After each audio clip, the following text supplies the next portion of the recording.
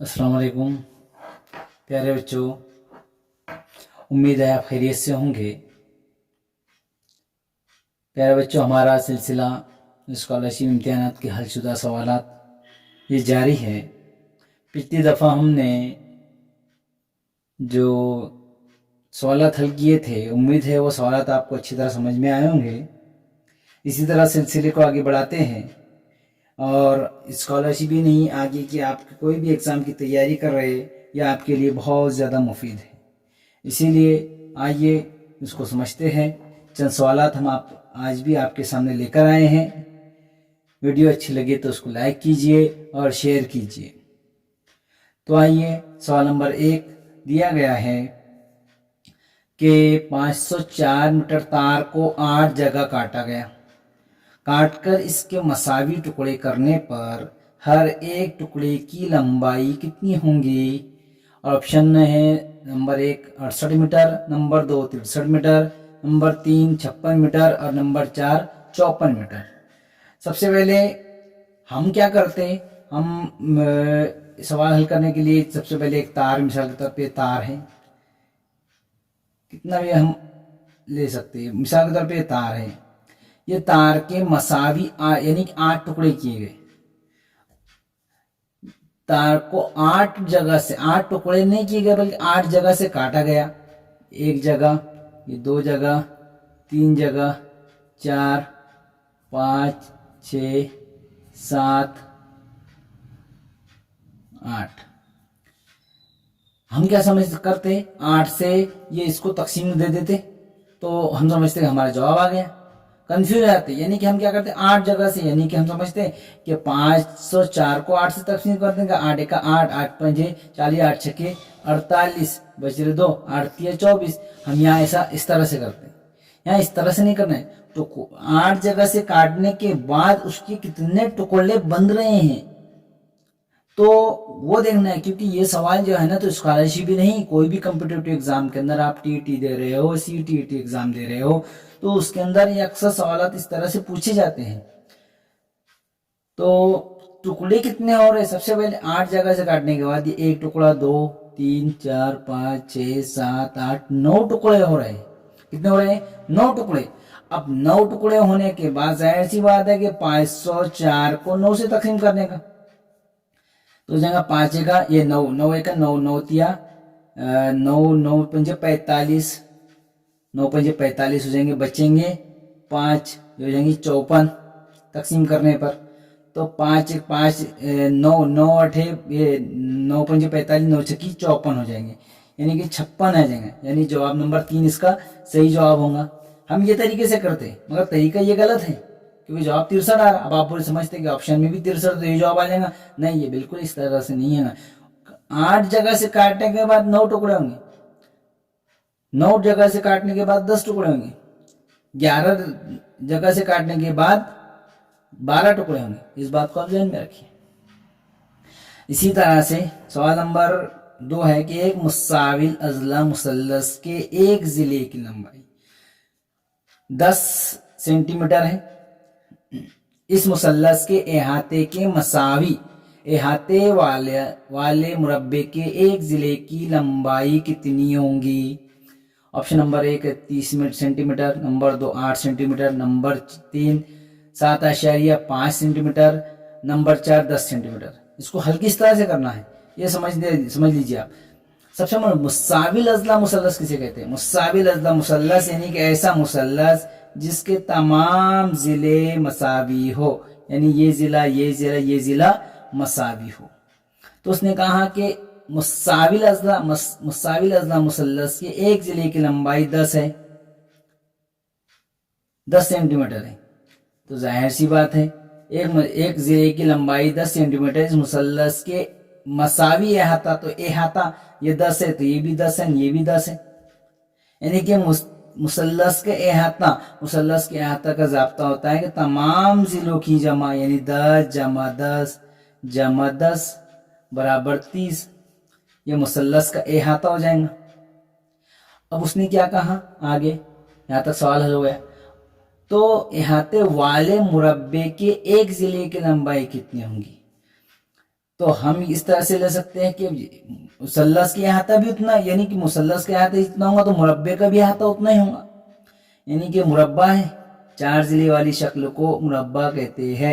यानी कि इसके तमाम 4 ज़िले वाले ही नहीं बल्कि 4 ज़िले मसावी हो उसे मुरब्बा कहेंगे।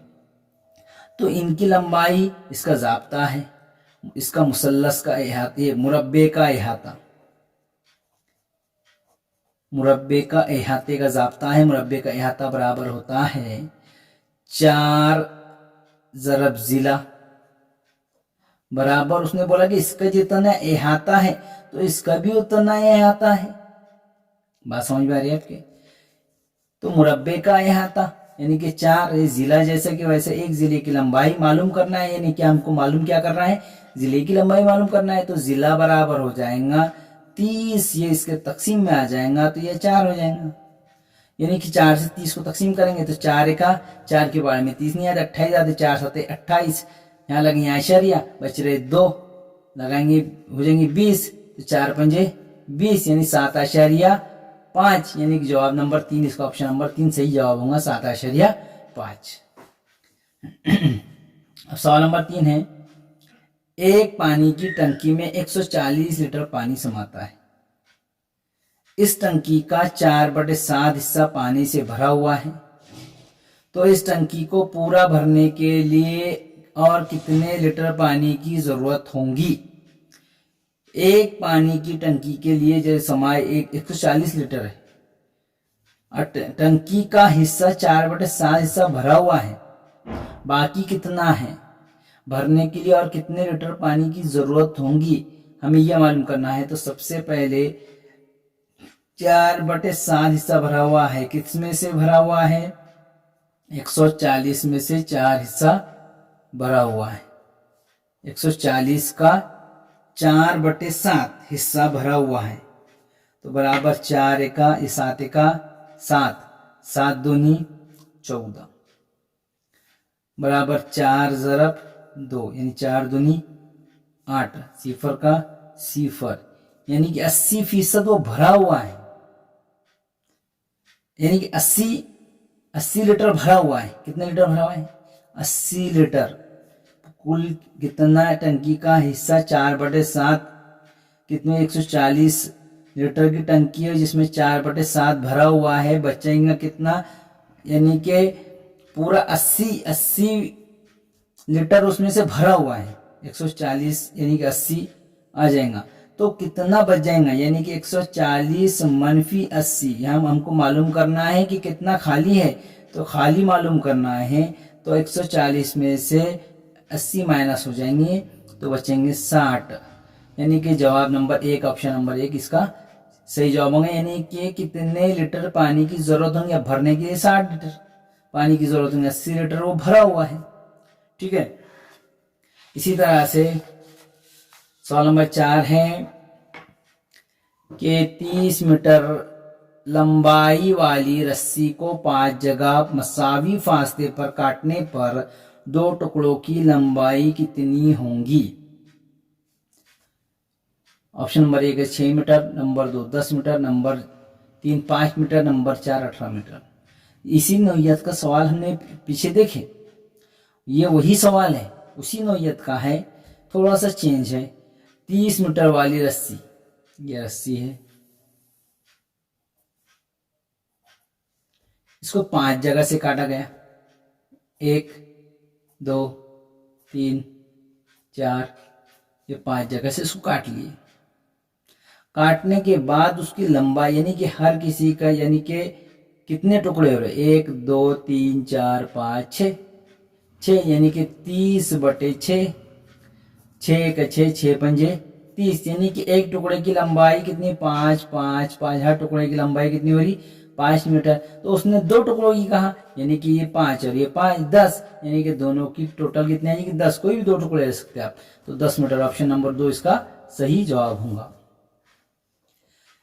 इसी तरह से सवाल नंबर 5 है, 12 दर्जन ब्याजों का एक गड्ढा बांधा गया।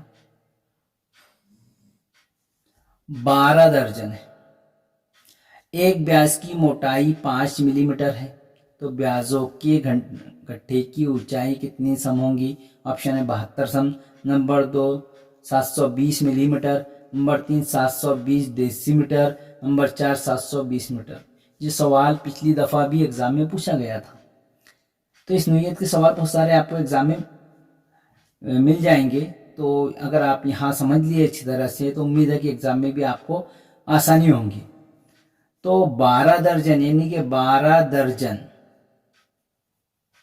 12 दर्जन, एक दर्जन में 12, तो कुल 12 दर्जन में कितने? 144। 12 को 12 से ज़रब दिए तो 144, पूरे ब्याजे 144 हो जाएंगे। अब एक गट्ठे की, उसने कहा कि एक ब्याज की मोटाई 5 मिलीमीटर है, 5 मिलीमीटर यानी कि 144 ज़रब 5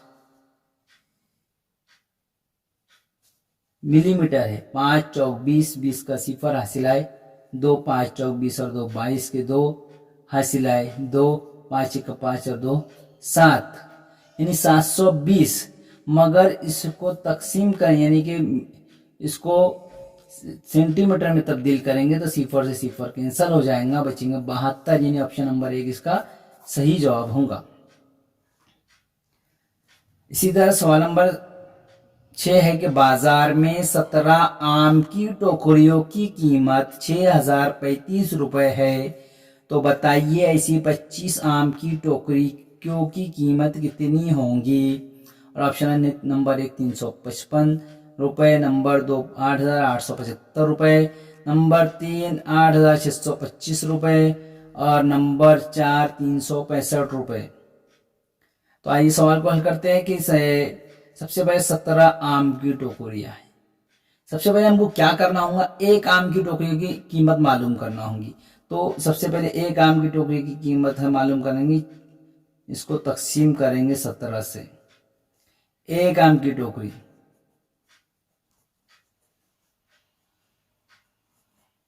एक आम की टोकरी की कीमत तो हो जाएगा 17 एका 17, 17 दूनी 34, 17 तिया 51, बचेंगे 9, 17 पंजे 85, बचेंगे 8, फिर 17 पंजे 85, 355। मगर एक टोकरी की कीमत 355 है, तो उसने कितने मालूम करने के लिए कहा? 25, यानी कि 355 ज़रब 25, ये 25 पंजे 125 के 5 हासिल आए 12, 25 पंजे 125, 125 12 137, 137 के 7 हासिल आए 13, 25 तिया 75, 75 और 13 87, 75 88, यानी कि 88 8875, यानी कि जवाब होगा नंबर ऑप्शन नंबर 2 8875 रुपए जवाब होगा। यानी 25 आमों की टोकरियों की कीमत 8875 रुपए होंगी। इसी तरह से सवाल नंबर 7 है कि रहीम खान ने बैंक से 20,000 रुपए 7% फी साल की शरह से 3 साल के लिए मुफर्रत सूद से लिए, तो उसे बैंक को कितना सूद देना होगा? ऑप्शन नंबर 1 4200 रुपए, नंबर 2 4300 रुपए, नंबर 4 4380 रुपए, नंबर 4 2400 रुपए। अब इसके अंदर यह है कि हमको सूद मालूम करना है। सूद बराबर होता है असल दर ज़रब शरह या मुद्दत ज़रब शरह बटे 100। ये ज़ाब्ता दिमाग में रखिए आप, ये अहम ज़ाब्ता है आपके लिए। असल दर कितनी दी गई है? 20,000 रुपए, समझने की कोशिश कीजिए। 20,000 रुपए ज़रब कीमतें रखेंगे, मुद्दत कितनी है? 3 साल के लिए, और शरह कितनी है? फीसदी 7, टोटल बटे 100। जैसे कि वैसे 2 सिफर से 2 सिफर कैंसिल हो जाएंगे, बचेंगे 200 ज़रब 3 ज़रब 7, 7 या 21, यानी 200 ज़रब 21, यानी कि 21 2, ये सिफर जैसे कि वैसे 21 दूनी 42, यानी कि 4200 रुपये बैंक को कितना सूद देना होगा, 4200 रुपये का ऑप्शन नंबर 1 इसका सही जवाब होगा। इसी तरह से अब सवाल नंबर 8 की तरफ आते हैं। सवाल नंबर 8 है कि रोशनी रोजाना 5 लीटर दूध खरीदती है, तो फी लीटर 50 रुपए के हिसाब से इसका अगस्त महीने का दूध का बिल कितने रुपए होगा। रोजाना 5 लीटर, और अगस्त के महीने में कितने दिन होते हैं, अगस्त का महीना 31 दिन का होता है, यानी कि टोटल दूध कितना, यानी कि 31 दिन में 2.5 पौसेर को 2.5 लिखते हैं। तो इसकी टोटल यानी पूरे महीने में कितना दूध खरीदी, तो 25 का 25 के 5, तो फर्ज कीजिए थोड़ी देर के लिए आश्चर्य बोल दीजिए, 25 का 25 को ऐसे जाए 2, 25 या 75 और 2 77 आश्चर्य जैसा कि वैसा एक अदद के बाद, यानी कि महीने भर में उन्हें जो दूध खरीदे वो है 77.5 लीटर। अब 50 रुपए के हिसाब से दूध फी लीटर है, यानी 77.5 जरा 50, तो अगस्त के महीने में बिल कितना होगा, तो सिफर का सिफर 5 पंजे 25 के 5 हासिल आए 2, 5 सते 35, 35 और 2 37 के 7 हासिल आए 3, 5 सते 35 और 3 38 आशारिया एक अदद के बाद आशारिया, यानी कि उसको कुल रकम देना होगी, तो वो देना होंगी 3875 रुपये। कुल कितनी रकम देना होंगी उसको, 3875 रुपये। आशारी के बाद सिफर की कोई कीमत नहीं होती, 3875 रुपये। ऑप्शन नंबर 2 इसका सही जवाब होगा। उसका टोटल हो जाएगा 3875। तो ये जो सवाल है इसके अंदर थोड़ा सा हम कंफ्यूज हो गए, तो हम इस तरह से ले सकते हैं उसको कि पॉसेर है, तो यानी यहाँ आश्चर्य यहाँ आएगा, यानी कि 387.5 सिफर आएगा। अब इसको और और अलग तरीके से भी कर सकते हैं। अलग तरीके से किस तरह से, अब जैसे 1 लीटर 50 रुपए का है, तो इसका 5 हिस्सा यानी 50/4, 5 4 का 4, 4 का 4, यानी कि कितना आएगा, 4 का 4 बचरे 1, 4 दूनी 8 बचरे 4 दूनी 8 बचरे 2 नकाइसी पर, तो 4 पंजे 20 यानी 12.5। तो टोटल 31 दिन का हो रहा, 31 दिन, तो 31 से इसको ज़रब देंगे तो हो जाएगा 387.5 सिफर। तो ये जवाब होगा 387.5 सिफर, 387.5 सिफर। ऑप्शन नंबर तो ये जवाब नहीं होगा, बल्कि ऑप्शन नंबर 4 इसका सही जवाब होगा। ये तरीके से हम इसको हल करेंगे। अब सवाल नंबर 9 है कि 200 का 10% में से 10 तफरीक करने पर कितना बाकी होगा। और ऑप्शन नंबर 1 है 10, ऑप्शन नंबर 2 20, ऑप्शन नंबर 3 180 और ऑप्शन नंबर 4 190 है। अब 200 का 10% इस तरह से मालूम करेंगे। तो ये 2 सिफर से 2 सिफर कैंसल, बचेंगे 2 ज़रब 10 बराबर 10 दूनी 20, इन 200 का 10% 20 हो जाएगा। 20 में से उसने कहा कि 10 तफरीक करेंगे, क्या तफरीक करेंगे, 10 तफरीक करेंगे, तो जवाब 10, ऑप्शन ये जो जवाब होगा 10, यानी कि ऑप्शन नंबर 1 इसका सही जवाब होगा। इसी तरह से सवाल नंबर 10 है कि दर्ज झैल से कौन सा बयान सही है। ऑप्शन ये दिए गए हैं, अब हम हल करके देखेंगे कौन सा सही है और कौन सा गलत है। तो ये देखेंगे 25 से 25/1000, अगर 25 से 1000 लिखे तो इसका जवाब आएगा 0.025। और हमको इसको लिखेंगे अगर, तो इस फीसदी यानी कि ये 0.25/100, ये 0.25 इस तरह आएगा, हमको 0.2 मगर जवाब आएगा 0.2 मगर ये मतलब ये गलत है, ऑप्शन नंबर 2 गलत है। अब ये देखेंगे जिसको करेंगे कि 20 का 5%, का गया तो का मतलब ज़रब, तो ये 0 से ये 0 कैंसल, 5 दूनी 10, 10/10 बराबर 10 1 10 यानी 1। हमको एक जवाब होना कि हमको 4 जवाब आना चाहिए, तो ये भी गलत। अब ये देखेंगे 50 का 50%, 0 से 0 कैंसल, 0 से 0 कैंसल, 5 5 25, 25 आना चाहिए मगर 2.5 है, मगर ये भी गलत, ये भी गलत, ये भी गलत, ये भी गलत है। हमको चाहिए सही कौन सा है, तो ये आएगा 0.68 को हम इस तरह से भी लिख सकते हैं 68%, जैसे हमने यहाँ बताया, ये इस तरह से आना चाहिए था। तो ये ऑप्शन नंबर 4 इसका सही जवाब है। इसी तरह सवाल नंबर 11 है कि एक जंगल में बबूल के 15%, सागवान के 45%, प्लासी के 200 और बकिया दरख्त जामुन के हैं। अगर जंगल में जुमला 5000 दरख्त हो तो जामुन के कितने दरख्त होंगे। तो जामुन के दरख्त मालूम करना है हमको, तो सबसे पहले टोटल मालूम करेंगे। तो पहले बबूल के 15% बटे 100%, 100 में से जमा सागवान के 45 बटे 100 जमा प्लासी के 20 बटे 100 बराबर